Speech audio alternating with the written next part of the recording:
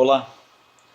Hoje nós estamos excepcionalmente em um ambiente diferente, aí na biblioteca do meu pastor, e nós estamos hoje nesse formato porque o estudo que nós gravamos, o terceiro estudo, ele sofreu um problema técnico e a gravação, e por isso a gente teve que gravar novamente nesse ambiente. E esse estudo é gravado especialmente para você que tem nos acompanhado através dos vídeos. Então, o estudo de hoje, ele é um dos mais importantes que nós vamos ver em todo o curso. Porque o estudo de hoje vai nos apresentar o personagem ou a pessoa central na Bíblia. Mas antes de nós prosseguirmos nesse estudo, nós vamos fazer uma pequena revisão do que nós vimos na semana passada. Então, no último estudo nós vimos que Deus ele chamou homens. Deus escolheu homens que eram chamados de profetas. Foram mais de 40 homens. E dentre todos esses homens, com exceção de um, todos eram judeus. Apenas Lucas não era. O período de escrita da Bíblia foi entre o ano 1405 a.C. a 95 depois de Cristo, ou seja, 1500 anos. Durante 1500 anos, nós tivemos a compilação, né, ou a produção da Bíblia, a construção dela. Então, nós vimos também no estudo passado que existem muitas evidências na Bíblia e fora da Bíblia para a sua veracidade, a confiança que nós podemos ter nela. Somente na Bíblia nós temos mais de 1500 vezes uma menção em que diz que Deus ele é o autor dessa palavra. Mais de 1500 vezes. E fora dela, nós vimos várias coisas que a arqueologia nos mostra, que o estudo antigo, né, do povo antigo, de alguns documentos e dos achados do Mar Morto nos mostra. Então, fica uma grande pergunta que eu também a fiz na semana passada. Se Deus é o autor da Bíblia, através de tudo que nós vimos, por que Deus nos deixou ela? Por que uma pessoa deveria estudar a Bíblia? Por que uma pessoa deveria estudar? Bom, a pergunta é simples para isso. Qualquer ser humano deveria estudar a Bíblia porque a Bíblia é a mensagem pessoal de Deus para nós. Por isso Ele nos deixou ela, por isso é importante para qualquer ser humano estudar ela, para saber aquilo que Deus está falando a nós. Agora vem uma outra pergunta, então, que diz respeito a esse estudo de hoje. É a seguinte pergunta: quem é o Deus da Bíblia? Nós estamos falando nesse estudo aqui, e vamos continuar falando nos outros, sobre o Deus da Bíblia. Existem vários deuses hoje.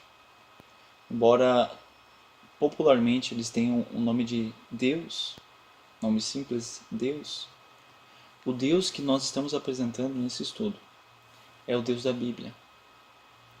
E Ele nos deixou relatado como Ele é. Então, o modo de conhecer o Deus da Bíblia, como podemos conhecer Ele? É simples. Se Ele é o Deus da Bíblia, nós podemos conhecer Ele na própria Bíblia. Essa é a resposta. Isso porque na Bíblia, Deus, Ele é a pessoa central. Ele é a pessoa central da Bíblia. Ele escreveu sobre Ele, da perspectiva dele também, a história de toda a humanidade. Por isso, a Bíblia é a história de Deus. É importante lembrarmos durante o estudo isso, durante todos eles, que a Bíblia é a história de Deus. Ele nos deixou esse registro. Foi Ele que nos deu isso. Agora, Deus nos deixou a Bíblia para nós aprendermos sobre Ele. Então existem duas maneiras que a gente pode aprender sobre o Deus da Bíblia. A primeira maneira que a gente pode aprender sobre Ele é olhando em todos os textos e vendo as declarações que Ele faz a respeito de si próprio. Então, eu sou o Rômulo. Então, como é que vocês vão me conhecer? Vocês podem me conhecer através do que eu vou dizer. Eu sou o Rômulo, eu moro em Novo Hamburgo, eu sou casado, eu gosto de ler, gosto de esportes, gosto também de trabalhar com madeira. Então vocês vão conhecendo algumas coisas sobre mim através do que eu falo. E assim a gente pode conhecer Deus também através do que Ele nos deixou revelado sobre Ele mesmo, se apresentando para nós. Agora, outra maneira que a gente pode conhecer a Deus é através das ações dele. Assim como vocês podem me conhecer pelo que eu digo, vocês podem me conhecer pelo que eu faço, o modo como eu ajo em diferentes circunstâncias. E da mesma forma a gente pode aprender em relação a Deus, a forma como Deus age em diferentes situações nos revela quem Ele é, pela forma como Ele age. Então, por que Deus nos deixou essas declarações, tanto sobre Ele e o modo como Ele age? Porque Deus quer que o conheçamos. Ninguém que quer ficar oculto revela informações sobre si mesmo. Se você não quer ser conhecido, se você quer ficar em silêncio, quieto, oculto, anônimo, as suas informações não podem ser espalhadas. Mas se você quer ser conhecido, você vai colocar as suas informações a acesso de todas as pessoas. E é isso que Deus fez. Ele quer ser conhecido. Por isso Ele nos deixou registrado as coisas em relação a Ele. Então, olhem o que diz esse texto de Jeremias 9, 23 a 24. Aqui Deus dizendo o que existe mais importante para o ser humano. Ele diz o seguinte: não se glorie o sábio em sua sabedoria, nem o forte em sua força, nem o rico em sua riqueza. Mas quem se gloriar, glorie-se nisto. No quê? Ele diz que eu não devo me gloriar, ou seja, contar com alguma espécie de vantagem, me sentir mais elevado com a minha sabedoria. Eu não devo me sentir mais importante, mais elevado pela minha riqueza, nem pela minha força. Então, pelo que eu devo me gloriar? Ele diz aqui, em compreender-me e conhecer-me, pois eu sou o Senhor. Isso, para Deus, é o que existe mais importante para o ser humano. É o que faz o ser humano poder se gloriar, é conhecer, compreender e conhecer Deus. Então é isso que a gente vai fazer hoje. A gente vai conhecer Ele e compreender um pouco sobre Deus, o Deus da Bíblia. E antes de prosseguir aprendendo, muitas perguntas você pode ter agora mesmo na sua mente em relação a Deus. Você pode se perguntar qual é o tamanho de Deus, qual é a grandeza dele. Será que ele teve um começo? Será que ele vai ter um fim? De onde ele veio? Do que Deus precisa para viver? Essas perguntas, que talvez você tenha algum tempo já, nós vamos ver as respostas na Bíblia. O Deus da Bíblia nos responde isso através da Bíblia, a sua palavra. Então, vamos lá, vamos ler o primeiro versículo da Bíblia, Gênesis 1:1.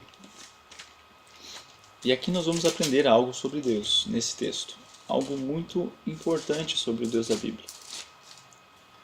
Diz o seguinte: se você tiver a sua Bíblia, quiser conferir, pode abrir em Gênesis 1:1, primeiro capítulo, primeiro versículo, e diz o seguinte: no princípio, Deus criou os céus e a terra. Por que será que Deus nos deixou registrado esse texto? Por que era importante escrever isso para nós? Ele está mostrando aqui algo sobre ele. Ele está se mostrando como alguém que já estava no princípio. Esse texto é importante porque nos mostra que Deus, lá no princípio de tudo, tudo que a gente pode ver e tudo que a gente não pode ver, mas sabe que existe, como a gravidade, todas essas coisas, elas tiveram um princípio. O universo teve um princípio. O tempo teve um início. Mas quando tudo começou, nesse princípio, Deus já estava lá. E o tempo verbal aqui de Deus em ser, né, do verbo ser, é o presente. Deus, no princípio, Deus criou os céus e a terra. Ou seja, no princípio, Deus, ele já estava presente e ele já existia, logo no princípio já.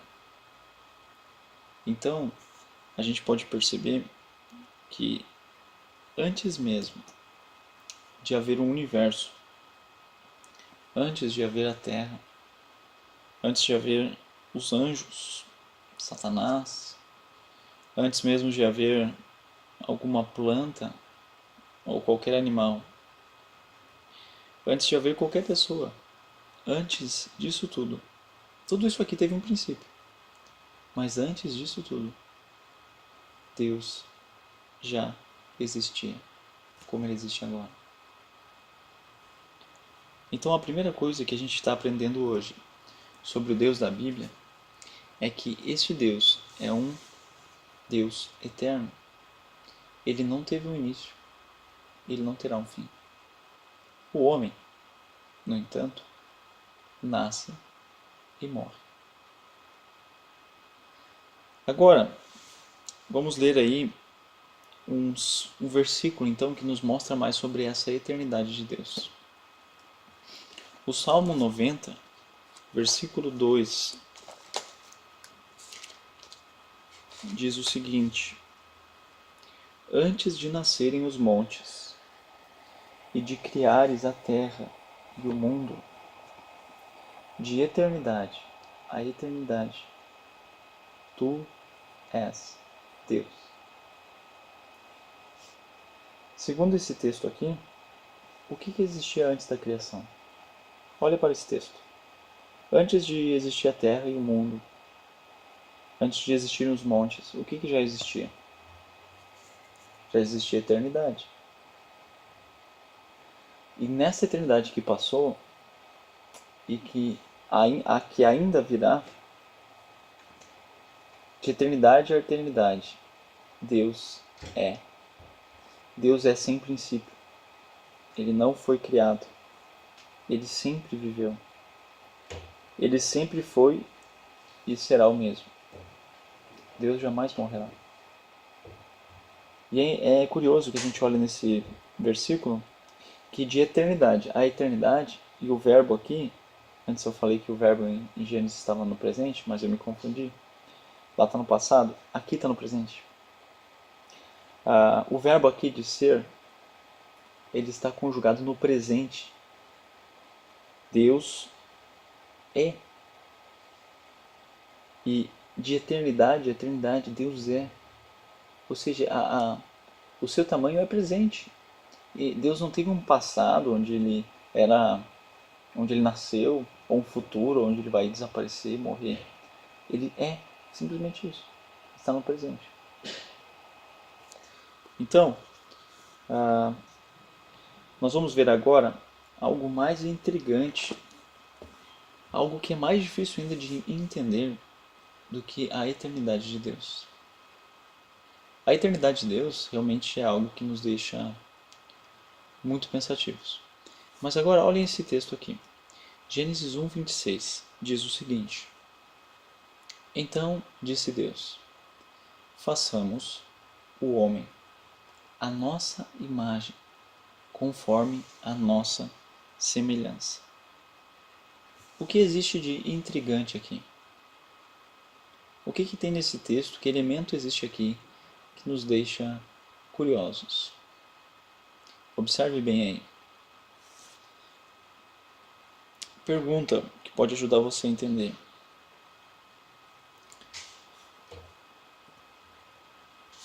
Eu até sublinhei aí para nós ver, em negrito, algumas palavras, como façamos nossa imagem e nossa semelhança. Isso está no plural. Com quem Deus está falando aqui? Com quem Ele está falando de igual para igual? Vamos fazer. Quem era igual a Deus no princípio? E aí vem algo que é realmente fantástico em relação ao Deus da Bíblia. Em Mateus 28, 19, você até pode conferir aí na sua Bíblia. Nesse texto de Mateus 28, 19, nós temos mencionados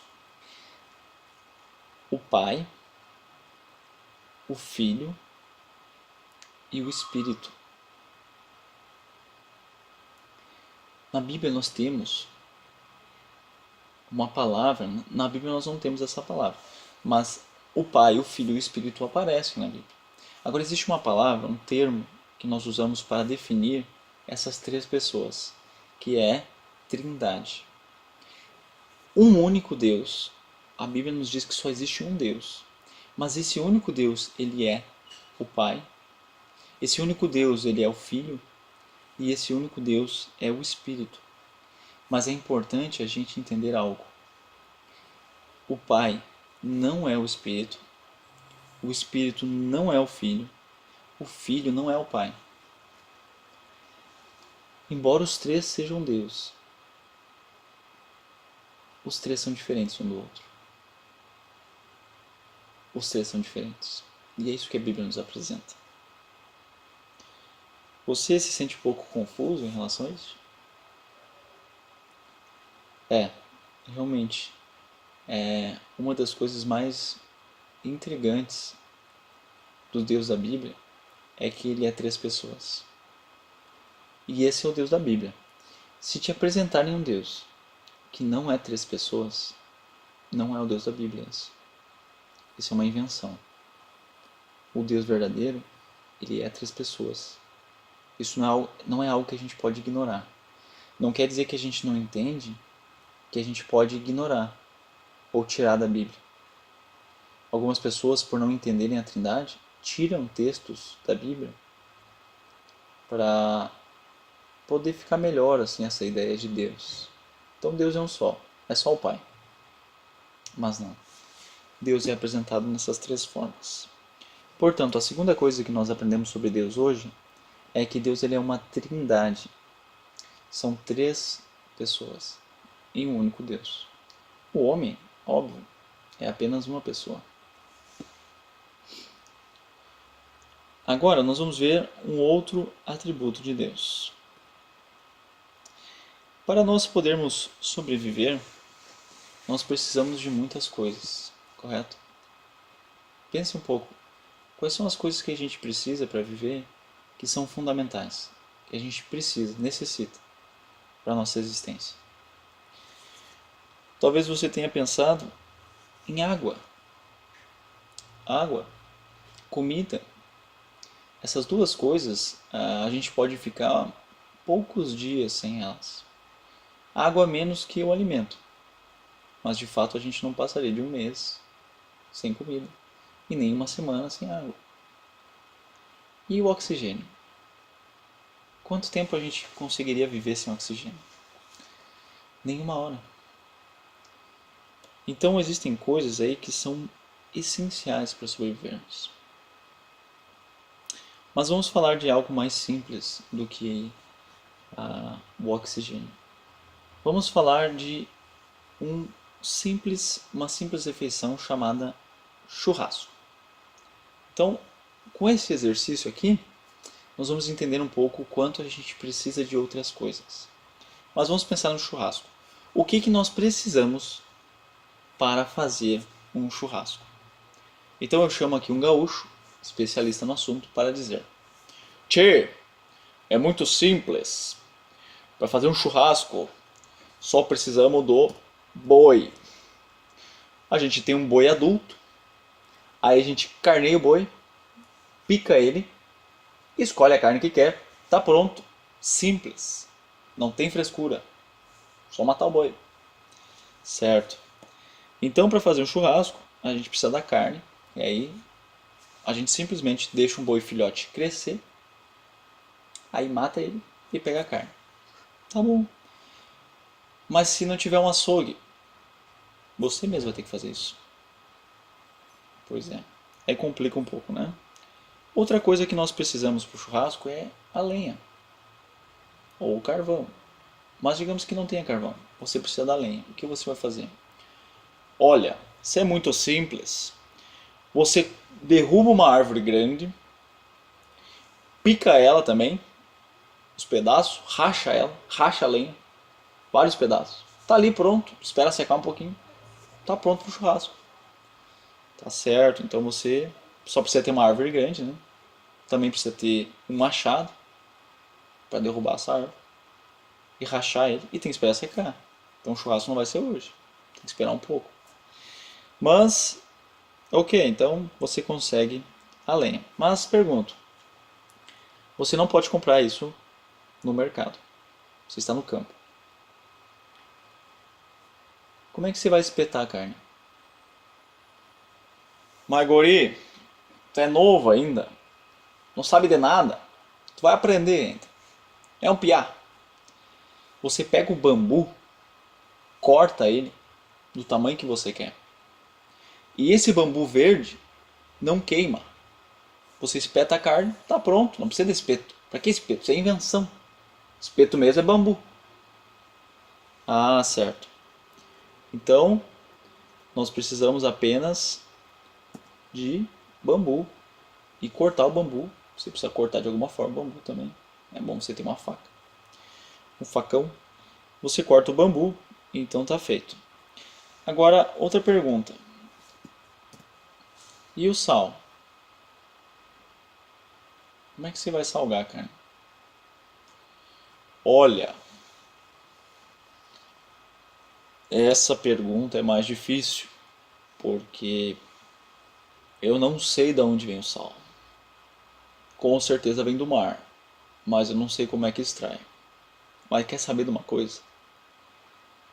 Essa história de sal, isso é coisa de gente da cidade. A gente não precisa de sal. Não precisa de sal. Macho mesmo come sem sal. Se é colher fresco, sal. Que é isso? Sal. Tu acha que sempre teve sal para comer? Não.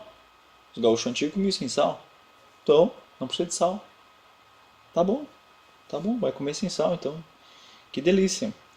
Agora me diz uma coisa. Para fazer fogo, o senhor sabe fazer fósforo?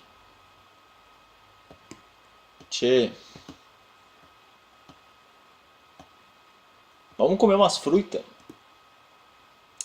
Essa ia ser a definição do gaúcho. O gaúcho precisa de muitas coisas para fazer um churrasco. Embora ele diga que só precisa da carne, a gente viu aí que precisa de muita coisa. E até mesmo o fósforo. Se não usar o fósforo e usar de outros meios, bom, se você quer usar uma pedra, né, existe só um tipo especial de pedra que faz pegar fogo. Então, não é tão simples assim a gente só poder sobreviver. Nem mesmo para um simples churrasco. As coisas são simples. Agora Deus, ele não precisa de nenhuma dessas coisas para sobreviver. Nenhuma delas. Deus, ele não precisa de ar para respirar. Deus não precisa de água para beber. Ele não precisa de comida para saciar a sua fome. Deus não precisa do sol. Ele não precisa de algo para aquecer ele. Ele consegue ver sem luz. Deus não precisa de nenhuma fonte de energia. Ele não fica cansado. Ele não fica sedento. E não fica faminto. Ou seja, Deus, o Deus da Bíblia, ele não precisa de nada. Nada. Ele é autossuficiente, completamente. Ele não necessita de nada. Mas o homem precisa de alimento, água, ar, sono, luz, proteção.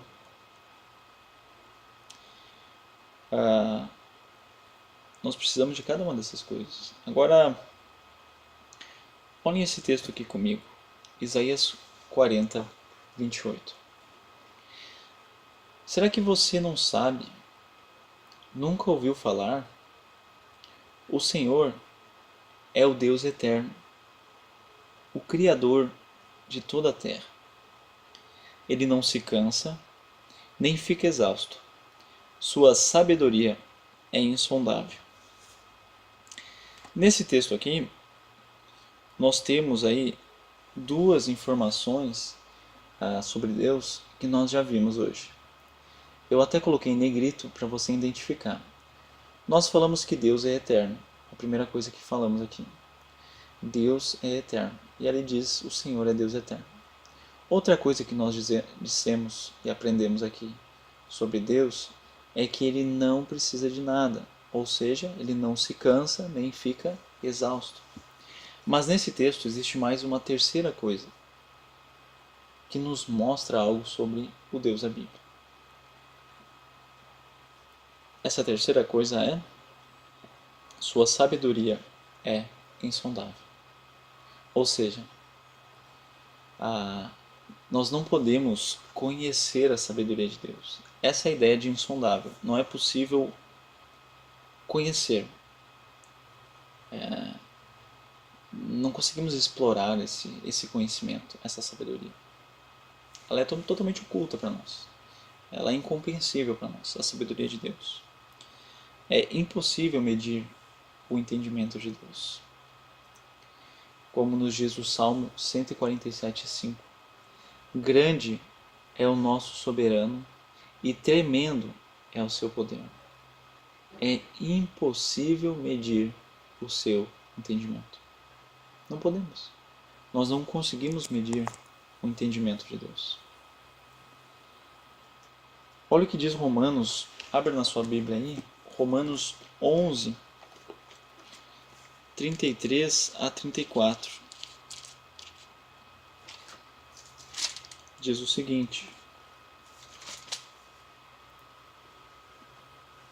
ó profundidade da riqueza, da sabedoria e do conhecimento de Deus! Quão insondáveis são os seus juízos e inescrutáveis os seus caminhos. Quem conheceu a mente do Senhor? Ou quem foi o seu conselheiro? Alguém conhece a mente de Deus? Alguém pode dar conselhos para Deus? Não. A resposta é ninguém. Ninguém conhece a mente dele. E ninguém pode dar conselhos a Deus. Então, Deus, Ele sabe todas as coisas. E nós precisamos ser ensinados. Agora você pense um pouco. Se nós viéssemos a esse mundo e os nossos pais não cuidassem de nós, será que a gente poderia sobreviver? Claro que não. Se os nossos pais até cuidassem, dessem alimento, proteção, mas não ensinassem nada para nós, será que nós poderíamos ser adultos equilibrados ou até mesmo civilizados? Olha, com certeza a gente não saberia nem falar. Talvez o melhor de nós conseguisse fazer alguns gestos para identificar algumas coisas, mas nem falar a gente poderia. Nós precisamos aprender desde que nascemos. Nós precisamos ir para a escola. Como diz meu pai, eu nasci burro e na medida que a minha vida vai passando eu vou ficando menos burro, vou desemburrando. Então nós nascemos sem nenhum entendimento e a gente vai adquirindo ele. Mas Deus não precisou ir em nenhuma escola, não precisou ir à universidade, nem o ensino básico, nem aprender a ler, não teve pais para ensinar. Ele já tem todo o conhecimento. Nós não podemos viver sem água, sem alimento. Nós não podemos ficar sem oxigênio. Nós não podemos nem trabalhar direito se a gente ficar sem dormir. Ninguém consegue trabalhar ou fazer as atividades da rotina se não dormir durante muito tempo. Ou, se não dormir, também não consegue fazer bem, né? Faz as coisas meio sonolento e atrapalhado. Agora, se nós precisamos de todas essas coisas que a gente viu até aqui, por que Deus não precisa de nenhuma delas? Por que o Deus da Bíblia não tem a necessidade física que nós temos? A resposta está na própria pergunta. Deus não tem necessidades físicas porque Ele não tem um corpo físico. Deus não tem um corpo. Em João 4:24, nós temos registrado que Deus, o Deus da Bíblia, Ele não possui um corpo. O Deus da Bíblia, Ele é um espírito. E por ser um espírito, Deus não possui necessidades de um corpo. Agora nós necessitamos. Nós temos um corpo físico. E a gente precisa sobreviver com muitas coisas. Mas Deus não tem. Então Ele não depende dessas coisas materiais. Então, é importante também deixar claro aqui que Deus, Ele não é uma força, como alguns acreditam. Que Deus é uma força que existe no universo e que, segundo algumas coisas que eu posso fazer, eu posso atrair essa força ou afastar essa força. Não. Deus da Bíblia não é uma força, Ele é um ser pessoal. Embora seja um espírito, Ele é pessoal. Ele se comunica, Ele pensa, Ele sente, Ele age. Mesmo sendo um espírito. Então, nós vimos até agora que Deus da Bíblia, Ele é um espírito que habita em 3 pessoas. Esse espírito ele possui mente, personalidade e vontade. E nós, na nosso conhecimento limitado, nós não podemos compreender o tamanho de Deus. Nenhum de nós consegue, por melhor que seja na sua função, consegue ser bom naquilo se estiver com fome. Não existem médicos, engenheiros de estômago vazio. Não existem bons agricultores sem água. Não existe. Todos nós precisamos de coisas. Nós somos dependentes. Mas Deus não é dependente. Agora uma pergunta. Onde está o Deus da Bíblia? Onde Ele está? Bom, será que Ele está aqui? A gente não pode ver Ele. Onde Ele está então? Se Ele não está aqui. Bom, através dos estudos aqui que a gente vai ter, nós vamos ver que o Deus da Bíblia, Ele está em todo lugar. Ele está em todo lugar. Mas é importante a gente diferenciar uma coisa. Embora Deus esteja em todos os lugares, Ele não é todas as coisas. Deus ele está em todo o universo, mas Ele não é o universo. Ele não é a Terra, Ele não é os animais. Não, Ele é separado, Ele é diferente. Ele é o Criador e Ele é diferente da criação, completamente diferente. Então vamos ler um texto que nos diz aí, em relação a Deus, essa característica dele, esse atributo que eu acabei de mencionar, sobre o seu tamanho. Em Jeremias 23 a 24, nós lemos o seguinte: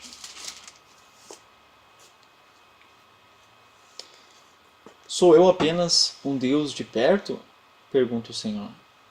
E não também um Deus de longe? Poderá alguém esconder-se sem que eu veja? pergunta o Senhor: não sou eu aquele que enche os céus e a terra? Deus, Ele enche os céus e a terra. Ele está em todo lugar. Não é todas as coisas, mas está em todo lugar.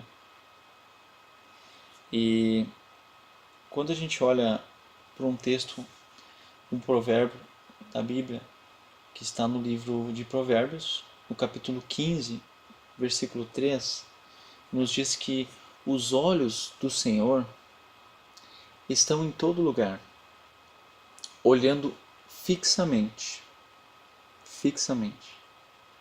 para os bons e para os maus. Deus está olhando fixamente para você nesse exato momento. Agora mesmo, Ele olha para você sem piscar, fixamente, como eu estou olhando para você agora. E quando eu não estiver olhando para você, Deus continua olhando para você fixamente.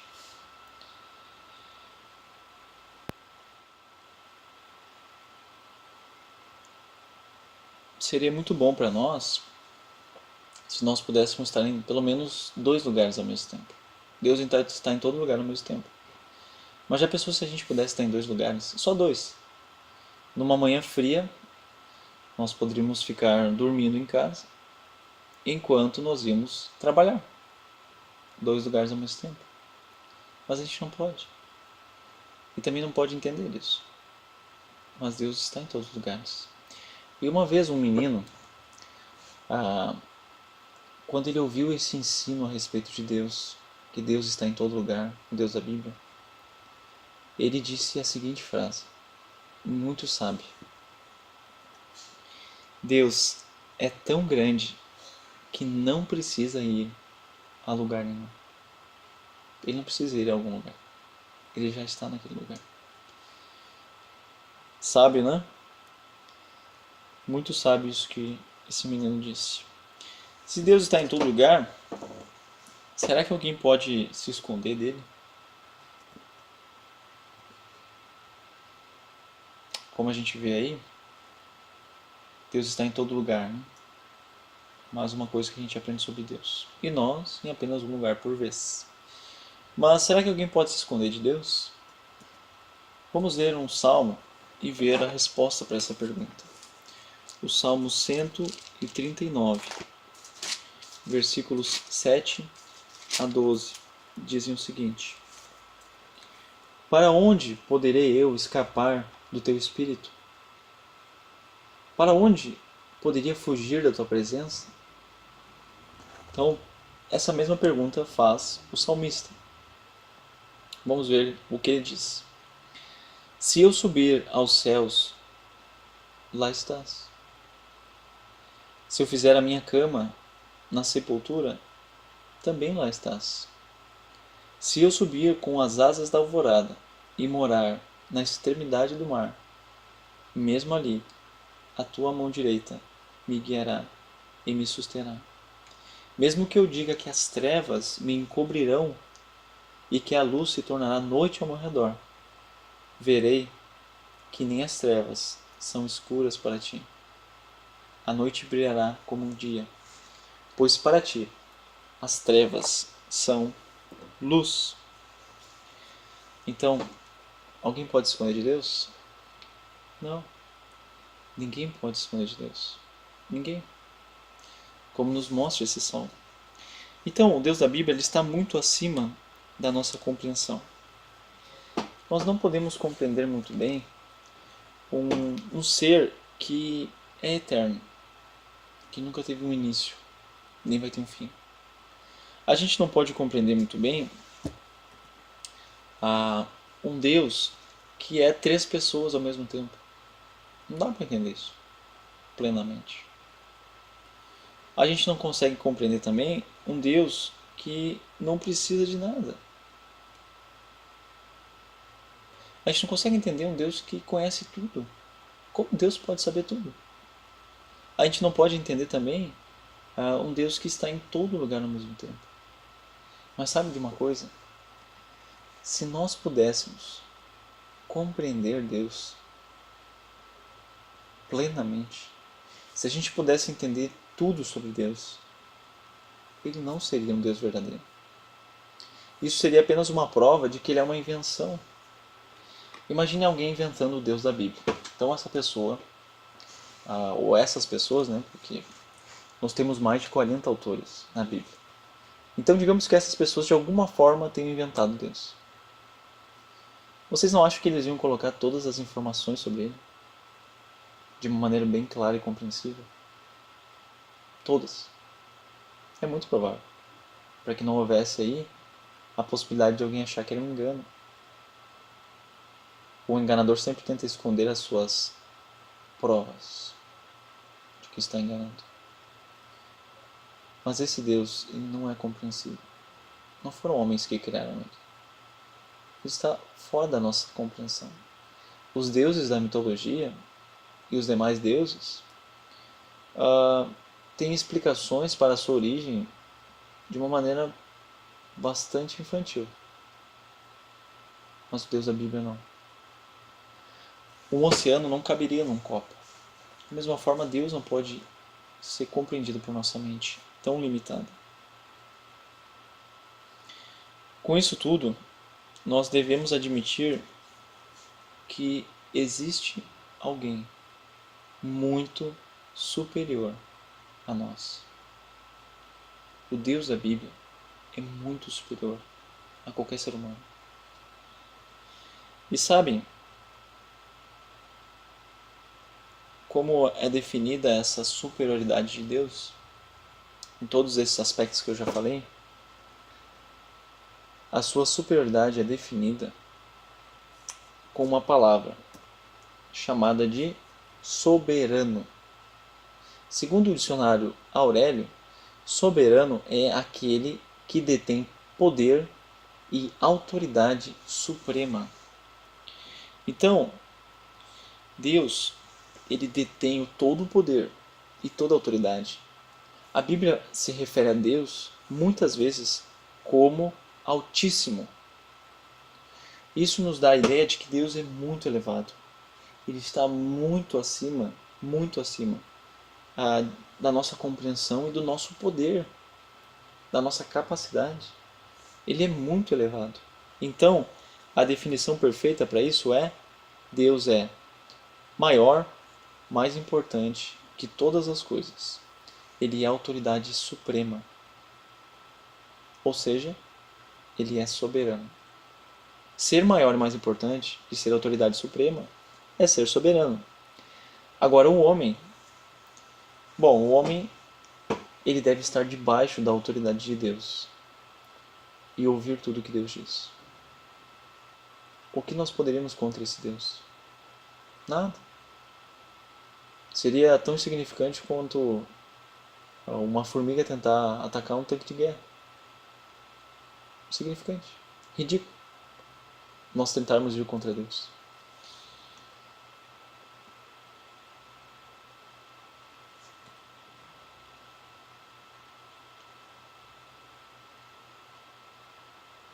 Então, vamos às perguntas do estudo de hoje para ver se você captou bem tudo o que a gente aprendeu. Primeira pergunta: houve algum tempo em que Deus não existia? A resposta, conforme a gente viu na própria Bíblia, é não. O Deus da Bíblia sempre existiu, de eternidade a eternidade. Do que Deus precisa para existir? Nós vimos aqui que ele não precisa de nada. Nada para existir. Ele simplesmente existe por si. Deus tem um corpo? Não. Deus é espírito. Quantos deuses existem? Apenas um Deus. Mas quem são os três seres viventes? Os três seres que fazem parte desse único Deus são o Espírito, o Filho e o Pai. Qual é o único lugar do universo em que Deus não está? Essa pergunta é uma pegadinha. Não existe nenhum lugar onde Deus não esteja. O que queremos dizer ao afirmarmos que Deus é soberano? Ao afirmar isso, nós estamos dizendo que Ele é supremo. Ele é a autoridade acima de qualquer outro. De que Ele está acima de tudo. De que Ele tem todo o poder. É isso que a gente está dizendo quando diz que Deus é soberano. Então, o nosso estudo em relação a Deus, ele começa hoje. E durante os estudos a seguir, nós teremos ainda muitas informações sobre Deus. Tanto sobre o que Ele diz sobre si, como a forma como Ele age. Nós vamos aprender muito sobre o Deus da Bíblia. Então é importante você aprender sobre o Deus da Bíblia e ver quem é o Deus verdadeiro. Porque talvez o seu Deus não seja o Deus da Bíblia. Por isso não é o Deus verdadeiro. Então, o nosso estudo continua. E no próximo estudo, nós veremos a criação de todos os seres espirituais. Então, até a próxima, no estudo 4. Até que foi muito bom estar com vocês. Deus abençoe.